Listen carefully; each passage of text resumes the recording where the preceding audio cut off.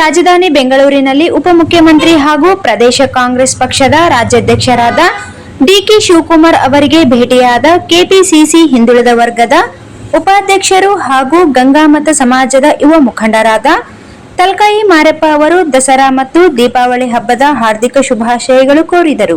ಉತ್ತರ ಕರ್ನಾಟಕ ಮತ್ತು ಕರ್ನಾಟಕ ಪ್ರಾಂತದಲ್ಲಿ ಸತತ ಮಳೆಯಿಂದ ಕೆಲ ಪ್ರದೇಶಗಳಲ್ಲಿ ನೆರೆಹಾವಳಿ, ಬೆಳೆ ನಷ್ಟ, ವಸತಿ ಪ್ರದೇಶಗಳಲ್ಲಿ ನೀರು ನುಗ್ಗಿ ಸಮಸ್ಯೆ ಉಂಟಾಗಿದೆ. ತಕ್ಷಣ ಪರಿಹಾರ ವಿತರಣೆಗೆ ಮತ್ತು ಸೂಕ್ತ ಗ್ರಾಮಕ್ಕೆ ಅವರು ಉಪಮುಖ್ಯಮಂತ್ರಿಗಳಲ್ಲಿ ಮನವಿ ಮಾಡಿದರು.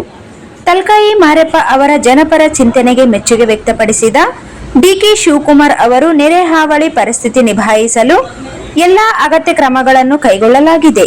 ಆಯಾ ಜಿಲ್ಲೆಯ ಜಿಲ್ಲಾಧಿಕಾರಿಗಳಿಗೆ, ಜಿಲ್ಲಾ ಪಂಚಾಯತ್ ಮುಖ್ಯ ಕಾರ್ಯನಿರ್ವಾಹಕ ಅಧಿಕಾರಿಗಳಿಗೆ ಸೂಕ್ತ ಕ್ರಮಕ್ಕೆ ಅನುದಾನ ಮತ್ತು ಸೂಚನೆ ಕೊಡಲಾಗಿದೆ ಎಂದು ತಿಳಿಸಿದರು.